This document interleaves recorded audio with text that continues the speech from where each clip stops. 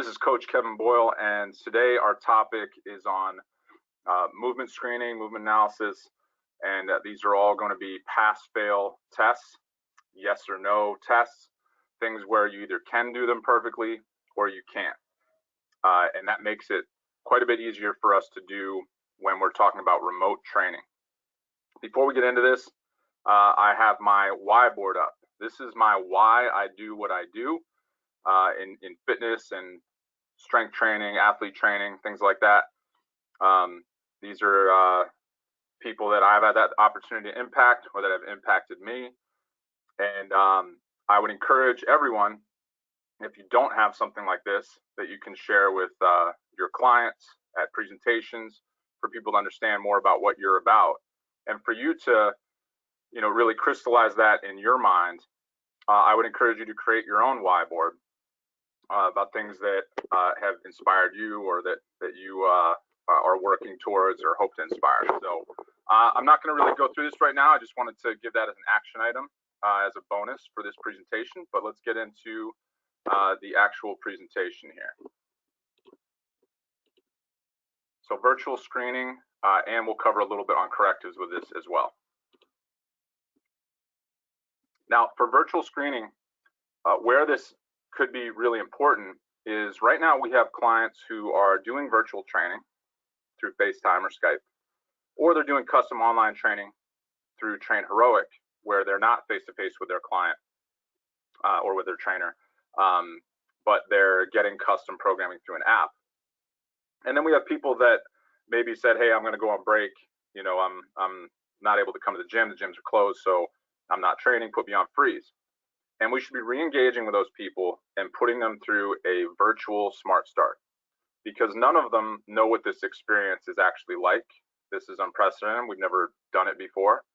So to say, hey, we're going to give you a free session where we screen you and we provide a sample session, and you'll know what it is going to look and feel like, and then you may have the opportunity and the option to restart your payments and get back on some virtual training. So here's a few tests that we're going to target. These are simple pass-fail tests. You either can do them or you can't. For the shoulder mobility, we'll do the Apley scratch test. We have a trunk stability test, hip and spine flexion, ankle mobility, and then kind of a combined mobility test. So we're kind of going top to bottom, starting with the shoulder. And the whole purpose of this screening is to meet our clients where they're at. We have a variety of different clients with different needs. We all know how important screening them is so that we can choose an appropriate starting point, and we can choose things that maybe are not safe for that client to do right away. Because this client has very different needs and abilities than our average sit behind a desk, poor posture client who just wants to move better, feel better, get a little stronger. This is our perfect squat technique sample. If I have the mobility and stability to do all of these things, then I'm in a position where I can start training. This is an example where I want to highlight the overhead squat assessment that we use. That isn't a pass-fail. It's a lot more qualitative, so it might not fit in this new virtual environment. But this is an example of a client who, because they can't pass a simple dowel overhead squat test, their exercise library is significantly limited compared to a CrossFit champion in their mobility, stability, and strength options. So my ability to push exercises and fitness onto a client like this is going to be greatly reduced from someone that has this capability. Just as a review, we know that our joints stack one on top of each other, alternating segments of mobility and stability through the body.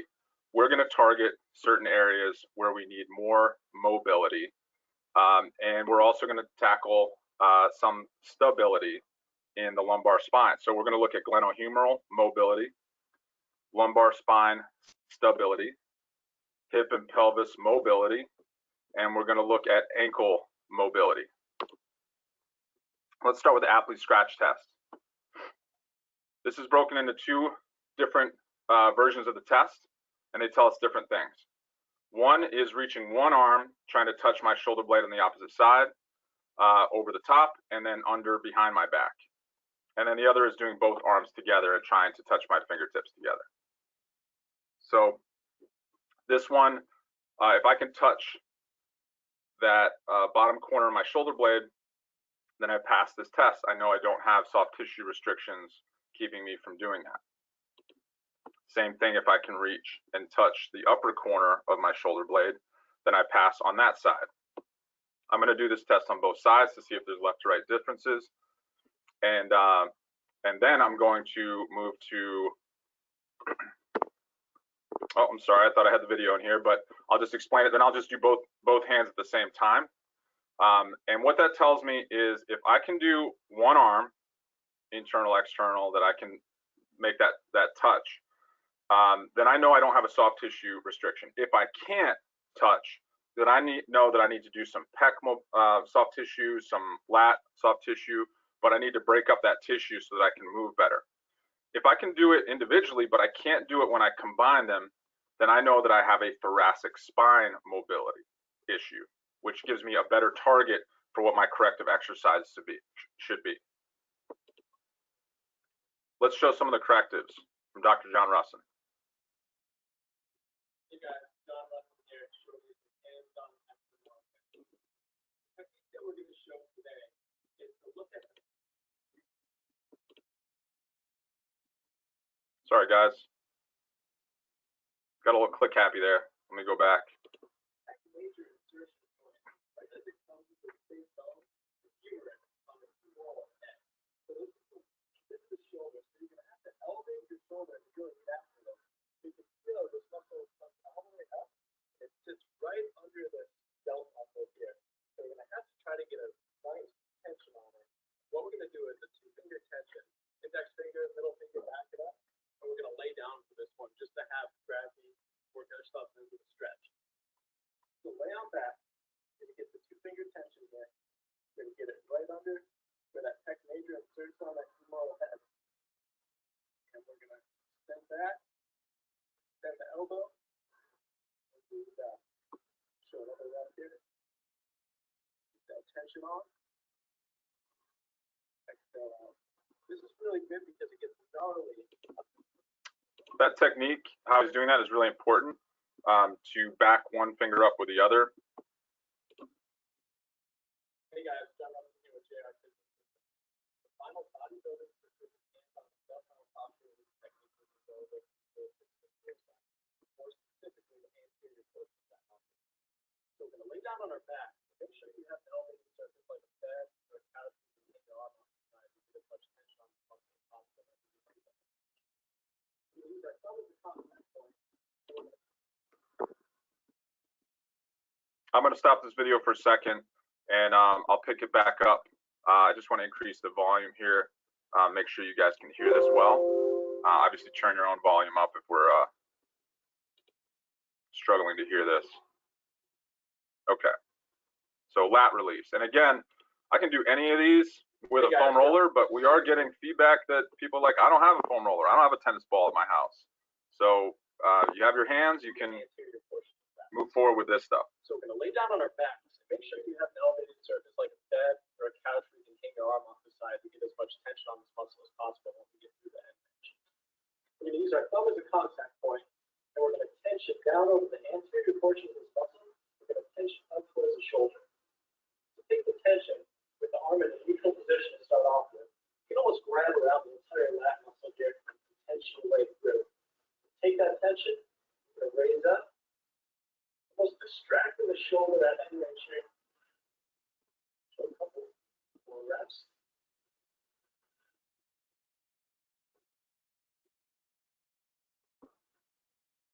Once you get better at this technique, you can separate the latissimus dorsi from the anterior serratus muscle. This is getting really sticky as you do a lot of pulling motions. So anytime you do any vertical or horizontal pulling, do about 6 to 8 reps of each of these.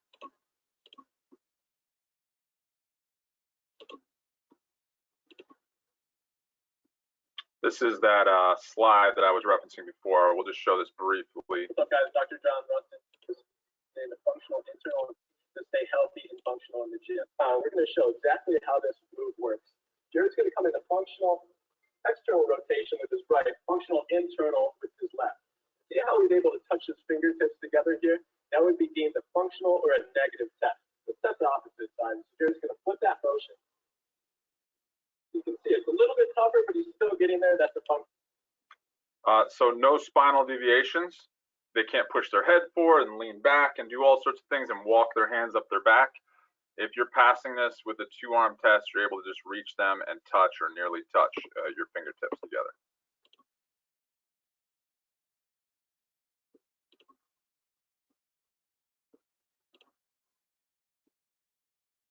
So as I mentioned, if it's a single arm restriction, then you have soft tissue problems. And we need to address that soft tissue with foam roller or some of this active release treatment stuff that Dr. John Rustin is showing us. If you can do the single arm, but you can't do the double arm, you have a T-spine mobility issue. So let's fix that. Hey guys, Dr. John Moore, and it's going to stay static this entire time. We're going to position our mid-back right on the foam roller. We're going to be having our knees bent, feet right on the ground, and knees at about hip width apart here. We're not going to be moving the foam roller at all. It's going to be static throughout. But what we're going to do is from this position, we're going to bring hands overhead, reaching back into extension, and then coming back through. To take it one step further, we're going to add some diaphragmatic breathing to it. So as we reach back, the whole breath is going to be let out all of the way. So I'm going to show a couple of reps here and then break it down one more time.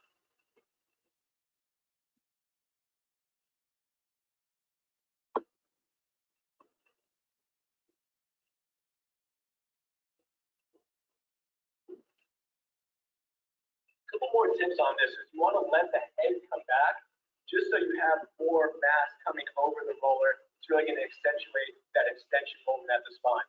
So pick out a couple segments, work about 5 to 10 reps per segment, and do this for your mobility work before your dynamic warm-up or in your training session. All right, so next we're going to move on to a stability test for our lumbar spine.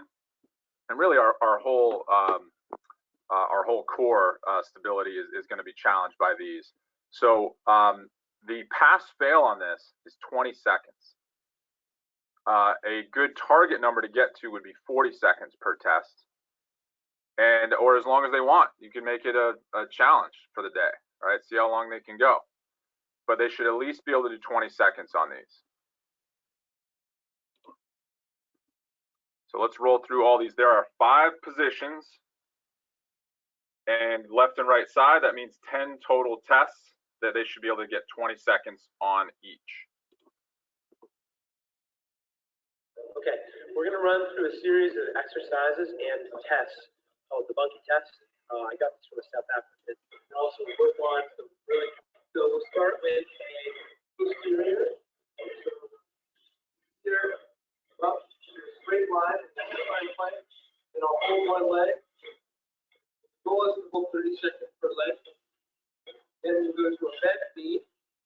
This is the posterior stabilizer line. I'm up in a get a good neutral position for my core. Take one leg off and I hold 30 seconds. Switch legs, hold 30 seconds. Then we'll go to lateral stabilizer. Lateral stabilizer is also a side plank. Take my leg off the box on the right side. Engage my core, I'm pulling the core down. Neutral core position. Raise. Then go to a medial. Of course, feet on the right side. Go to a medial stabilizer, inner thigh. So here and up. Again, stabilize my pelvis. Turn my tail. Big core position and hold the core with the elbow. The last one is prone. We're anterior power line. So here on the box. This leg position. Move the gate. Hold the core and then look for it off. Table the core both sides. Again, so again, he's breathing through this really fast. You would have to hold that leg up straight for 20 seconds to pass. Now he's saying 30 seconds. I pulled a bunch of research articles, and all of them either reference somewhere in the range of 20 to 40 seconds as a good normative value. So on the low end, they should everyone should be able to pass at least 20 seconds on this, or we know we have an issue on that fascial line, or that we have some instability in those positions. So here's how we fix it. Again, when we talk about core strengthening, this concept of tolerance or load and capacity, volume, is something that you're going to need to manipulate in order to improve each of these tests.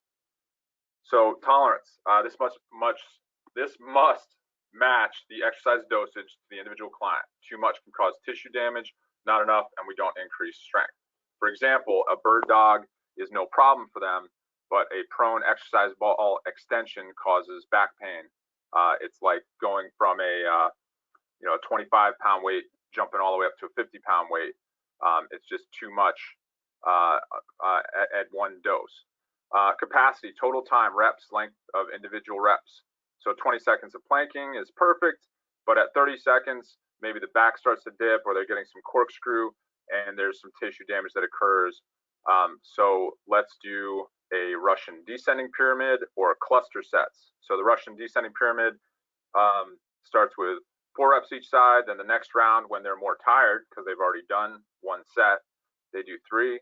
And then the final set, when they're the most tired, they do 2. That's a way to meet people where they're at. Cluster sets would be, if I can do 10 seconds perfectly on one of these fascial lines with a single leg, then let's do that with rest in between for 10 seconds with 5 seconds off, 10 seconds, 5 seconds off, so that my total time might get me to 30, 40 seconds. Also, if I want to decrease that load, I could just make this a 2-leg exercise and build up that time before I switch to cluster sets on a single leg. So again, if it's perfect, then we're good. We've chosen the right exercise, the right variation. Here's some variations of a number of different common core stability exercises, starting with a curl up. I'm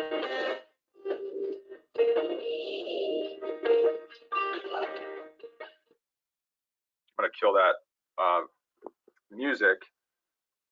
So you've got progressions and regressions for kind of side plank to bunky, curl up, bird dog. Again, as I mentioned, it's going to be easier if I just do this. The test is the exercise. So if I just do the same test, but they can't do it for more than 20 seconds, up to 40 seconds, then I might go with 2 legs and go for a longer time period, like 60 seconds. Or as I said in the previous slide, I might cluster and do single leg for 10-second bouts until I can build up my total time.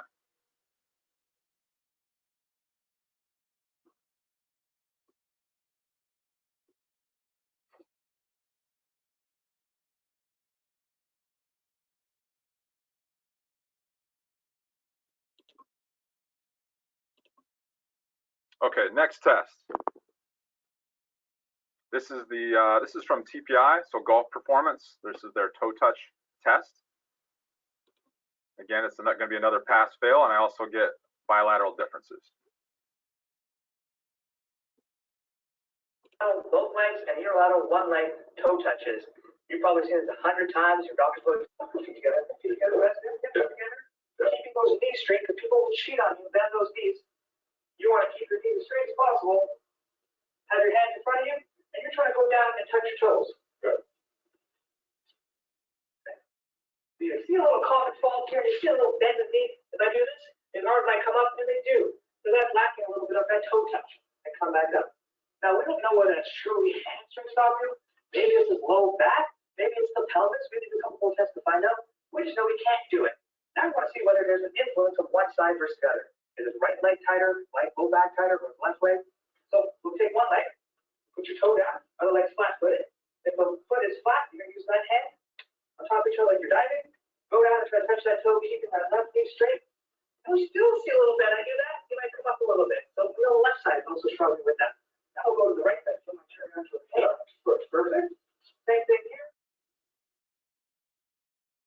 Going down. That's slightly better. We still can't touch. He's not bending the knee as much.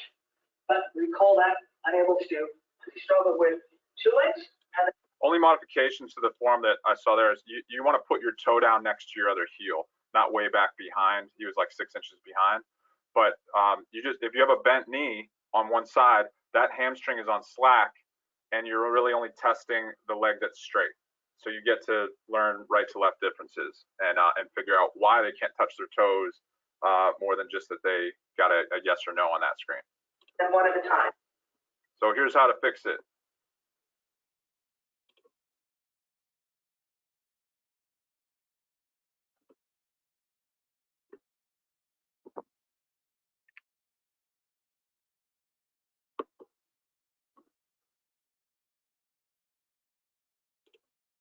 All right, go ahead. All right, Coach Kevin here. We're going to do some corrective exercises on improving the toe touch test. All right, and the toe touch test is basically different. It's showing us how well you did things, what kind of instant range of motion, motion change range of motion that you have.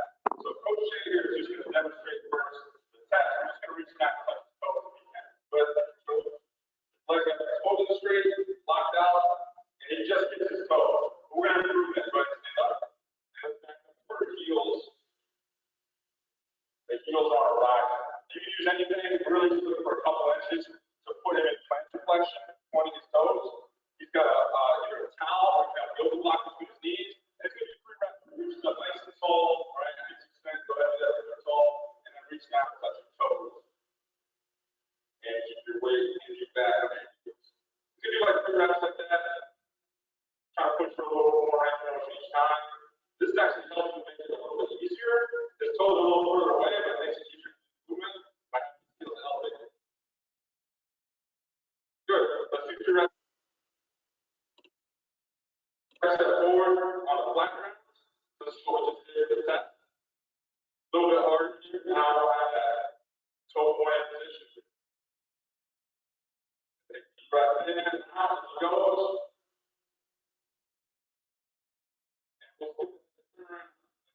Here, right? Put your toes up this time. Now we'll put his hands up.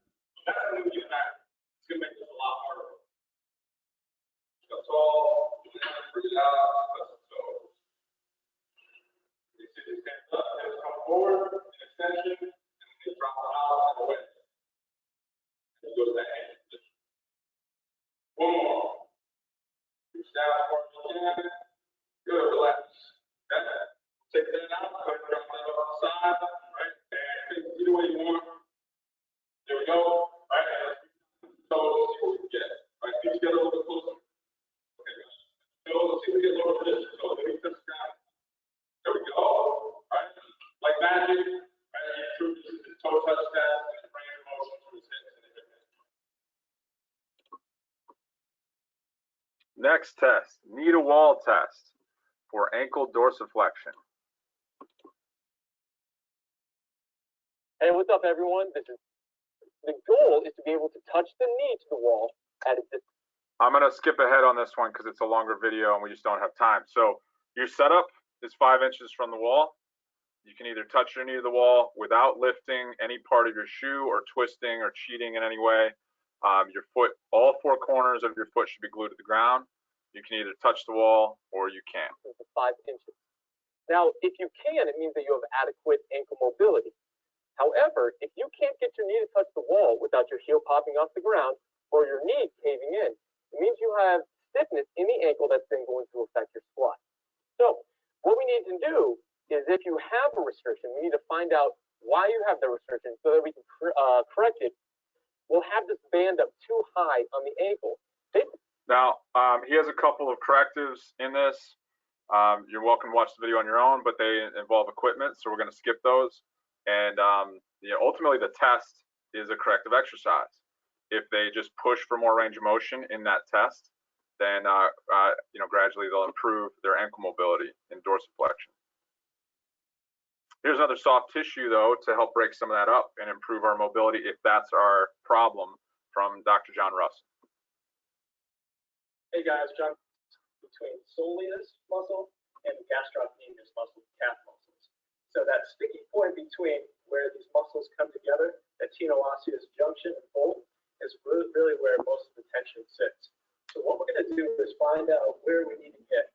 So we're going to get between medial lateral heads of the gastrocs and the soleus here, and we're going to get right between them.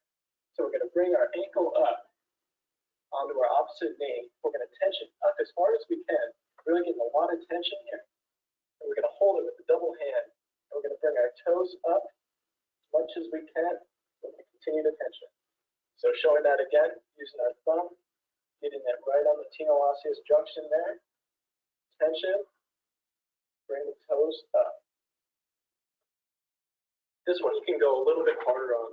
So about 10 to 15 reps, really to clear up some of those dysfunctions.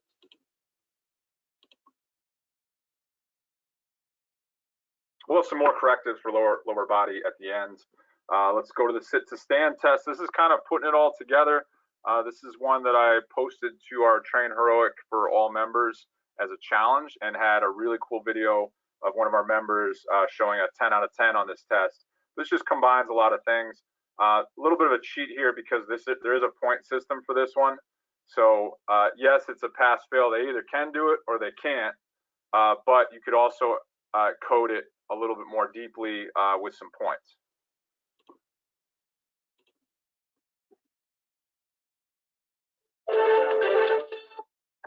Scientific studies over the past 15 years have proven if you have trouble getting down and getting back off the floor, it's nothing to laugh at. Oh, there's no way. Am I supposed to sit? Yeah. And then not use my hands? Yeah. Oh, that's not gonna happen. Scores are based on a scale from 1 to 10. On her first try, Heidi scored a 6. I better start stretching now. Yes, but apparently not the right way.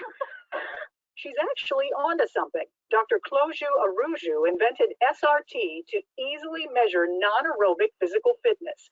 He's the one standing here in his lab in Brazil. When I spoke with him via Skype from his home in Rio, he told me the idea came from observing his older sedentary patients who could pass basic aerobic tests. Many of them are able to bike or to run in a treadmill, but if you ask them, could you try your shoes? Oh, it's very difficult to do that. The goal is to get down and back up from a sitting position using minimal support. It can be used in all age groups. Score 3 or less, and your risk of dying is 5 times greater over the next 5 years. It may look and sound easy. Here's how you do it. You cross your feet and go into a seated position without losing your balance. That's 5 points. Come back up without losing your balance is another 5. But you can lose points really fast. You lose a point for each hand, arm, or knee you need for support.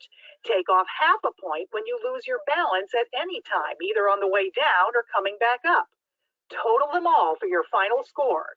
If you had bad knees or hips, don't try this at home. Let's go with Delaney on that one. I have a friend, have a spouse. So just want to be clear, if they have contraindications like knee pain, hip pain, they should not even try the test. But if they're a healthy person, it would give you a good window into their mobility. A lot of this, I'm not going to be able to get forward over my feet into that standing position if I have really poor ankle mobility, especially in different angles like eversion. Here's 10 corrective exercises that'll help you fix all this stuff we've seen.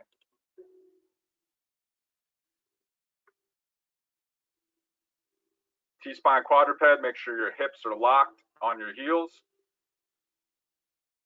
Push through the floor with the opposite hand. World's greatest stretch, strong as steel from head to heel, one straight line all the way from your ear to your heel. 3 positions, elbow to instep, open up, and kick stretch.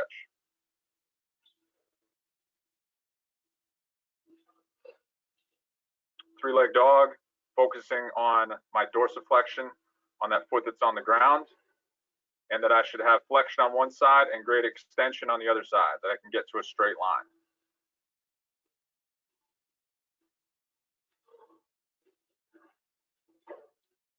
Couch stretch, hold, or for reps, you set your hips, push forward and reach if you're doing reps.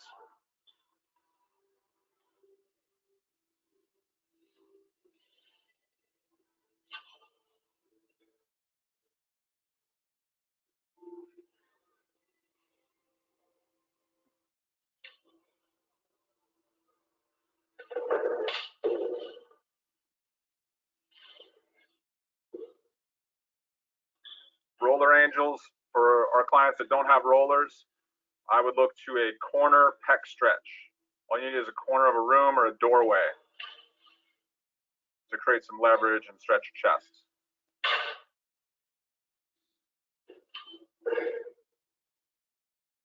Active straight leg lowering. If our clients have really poor hamstring mobility, then they may not be able to do this. They may just be doing a static stretch because their foot may be so far away from their face, more out in this position as a starting position, that this becomes a really challenging core exercise instead of what it's supposed to be, which is a hamstring range of motion exercise. Three-way ankle. Right now I'm focusing on my front leg, and I'm going straight ahead. I'm sorry, my back leg, and I'm going straight ahead, and I want all 4 points of my shoe glued to the ground. When I cross my leg, now I'm angled towards that pinky toe, and now I'm on a wide stance. I'm angled towards my big toe on that back foot. I'm doing an okay job of this, but that foot, all 4 corners need to be glued to the ground, and I'll be hitting it from different angles. They're usually 5 reps and a couple second hold.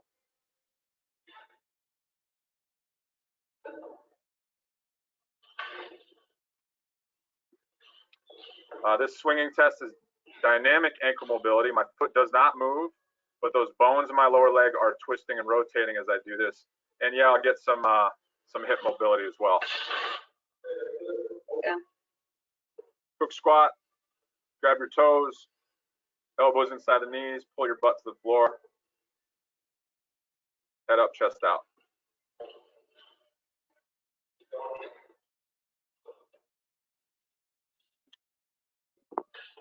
T-spine and groin, wide leg rotations with a bolster.